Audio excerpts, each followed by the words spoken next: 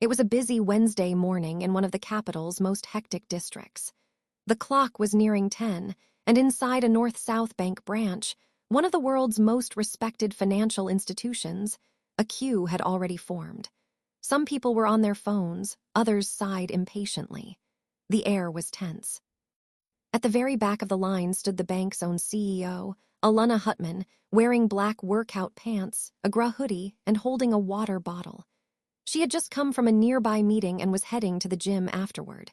But first, she needed to sort out a mix-up with her travel insurance. A minor issue, she thought. A quick stop.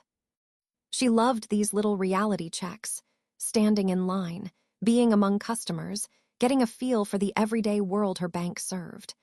But this time was anything but ordinary.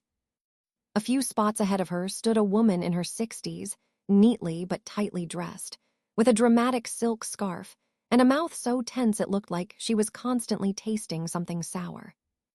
"I refuse to pay this fee," the woman said loudly, her sharp voice cutting through the room. "I was 1 day late, and it was because you didn't send a reminder. I always get a reminder." The young bank employee behind the counter, likely in his 20s, responded politely, but he was clearly uncomfortable. "I understand your frustration, but the system—" "Don't talk to me about your system," she snapped. "I pay you thousands in interest, fees, and insurance every year, and this is how I'm treated, an $8 late fee and a lecture." The queue stood still. A few people looked away. A man in a suit discreetly pulled out his phone and began filming. Alana looked up and met the young man's eyes. He gave a strained smile, shoulders slightly raised. She saw it immediately. He wanted to disappear behind the counter. The woman raised her voice even more. "This is disgraceful customer service. I have never been treated like this, and I won't leave until someone fixes it."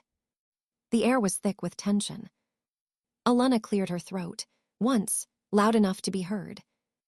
"Excuse me," she said in a calm but firm voice. "It's perfectly okay to disagree with a fee, but the way you're speaking to him is not. He's just doing his job." The woman turned sharply, her eyes scanning Alana, stopping at her clothes. "And who are you supposed to be?" she scoffed. "Looks like you came straight off the couch, or maybe the street." Alana smiled slightly. "I just came from a meeting, heading to the gym afterward." "Yeah, that's obvious," the woman sneered. "Working out and giving opinions, I see.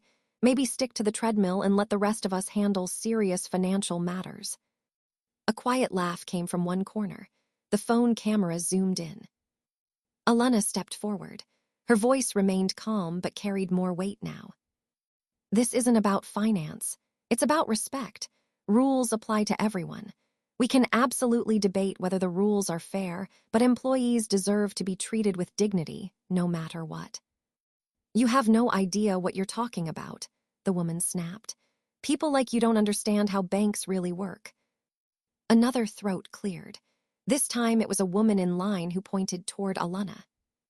Excuse me, but isn't that Alana Hutman? Like the CEO of North-South Bank." Silence. Heads turned. The woman froze. "Oh no," someone behind her whispered. Alana smiled, as calm as before, but with a new intensity in her gaze. "Yes," she said, locking eyes with the woman. "I run the bank, and I expect that everyone we meet, whether customer or employee, is treated with respect." The woman flushed, her eyes darting around. I didn't know, I just meant." "That's okay," Alana interrupted, "but I hope you'll reflect on this." The woman mumbled something unintelligible and left the branch quickly. The phone camera followed her for a second before turning back to Alana. She turned to the advisor and gave him a reassuring smile. "You handled that well. Now it's my turn. I have a question about my insurance." He nodded, still a bit pale but visibly relieved.